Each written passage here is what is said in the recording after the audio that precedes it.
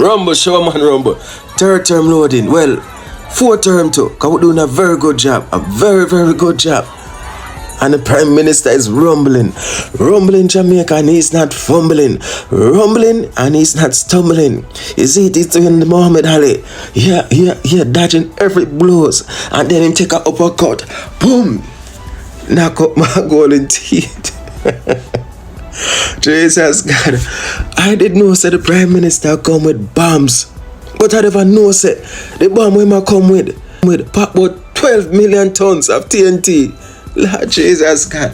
When the Prime Minister touched man Finsack, the greatest transfer of wealth from the backs of the poor to the rich, and when him touch it, and we see Mark Golden face, Mark Golden tongue, 21 different colors, Mark Golden hair look wet, to him a sweat. Prime Minister, I tell it as it is, and him not play, and I hope you take each Jamaica. Listen Jamaica. In insurmountable debt. Yes. This led to what a prominent member of the PMP described as the largest transfer of wealth from the poor to the rich since slavery. Madam Speaker, who were the beneficiaries of this wealth transfer from the poor to the rich?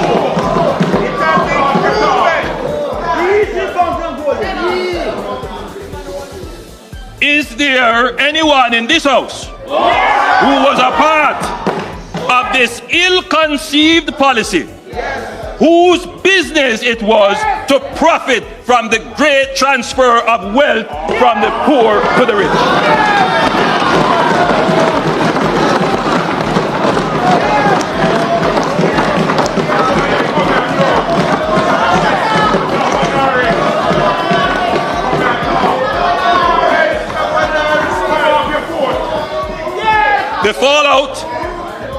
The fallout was immense. It is estimated that over 40,000 businesses collapsed, wiping out entrepreneurs and leaving thousands destitute. This decimated the manufacturing sector in Jamaica. Burdened with high cost debt, unable to retool to keep competitive, many factories closed during this period.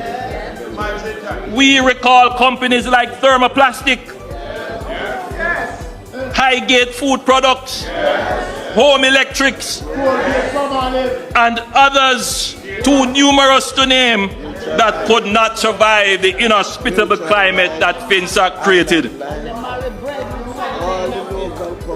Madam Speaker, those who formed the government that presided over this economic debacle have never apologized or even expressed any remorse.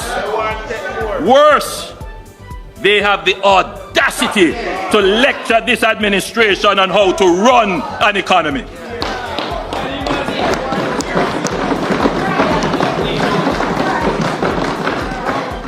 For the next 20 years after the PNP inflicted Finsack, the Finsack shock, we basically just meandered along. So to the 44,000 persons whose business got wiped out based on this Finsack high interest rate policy, and also to the children of the ones them who did not survive.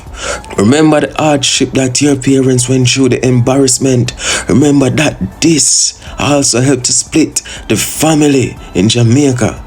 Because there's a lot of stories out there where the husband could not fend for the family and the mother take the kids and have to relocate somewhere else and have to adjust.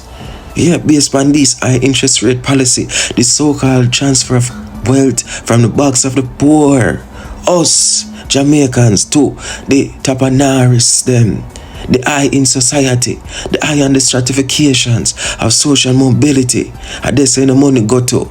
And now you have persons that come in a parliament attack say him and those persons for run government and have the power to stop them and do not stop them. In 44,000 people and children of the 44,000 people who business got wiped out. You're not gonna stop them by not voting for them, by ensuring that you cast your vote for the Jamaica Labour Party so they stay out and a good opposition of the PNP's build. So at least you have choice. This is a no-brainer, people. This is a no-brainer. This is good versus bad. Wickedness, absolute wickedness, a greater transfer of wealth from the poor to the rich against a party that is setting program policies in place to ensure that Jamaica stability become priority. This is a no-brainer. You know who to vote for at the poll, not the ones them who benefit from the greatest transfer of wealth according to Run It Wait. So show Labour right to us we're rumbling, because we're doing a good job and believe a good job should be rewarded. Bless. And do not make lies and deception and propaganda win. So to the 44,000, this is the plead. This is your sweet revenge. I'm in the constituency of the leader of the opposition. This is St. Andrews Southern, and I'm actually on Torrington Road, which is one of the roads that we're going to be repairing under our Spark program.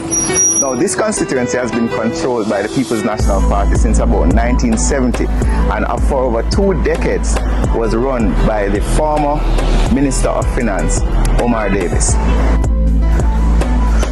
What he also didn't tell you is that we're fixing Mulgrave Lane, which is a part of his constituency. A road that is in a very deplorable condition, but that's not the big thing. We're also fixing 2 other roads in St. Andrews Southern. One of the sad things about the conversation we're having now is the disingenuousness of the presentation. He doesn't mention to his constituents that by September, 4 roads will be fixed in his constituency, which is out of the 10 roads that will be fixed under the Spark program. Between, let's say, 2013, 2014, 2015, 2016, the People's National Party allocated an average of about $500 million for road maintenance to the National Works Agency. This is not surprising, as because of the mismanagement of the predecessor of the leader of the opposition, Omar Davis, the country was not able to fix the roads. Under this administration, based on our prudent fiscal management, we have been able to do much better in fixing roads. This year, we have spent over $8 billion. I'm on Richings Avenue. It is because of how we have managed their money, while the government has been able to find $45 billion to fund over 600 roads in your communities under the Spark program. It is not surprising that the leader of the opposition would have come to Parliament yesterday and made his budget presentation without a budget.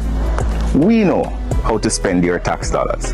We know how to build roads. We know how to use your money efficiently. With all his grand ideas, he did not come with a financial plan of how he was going to fix your roads and make your life better.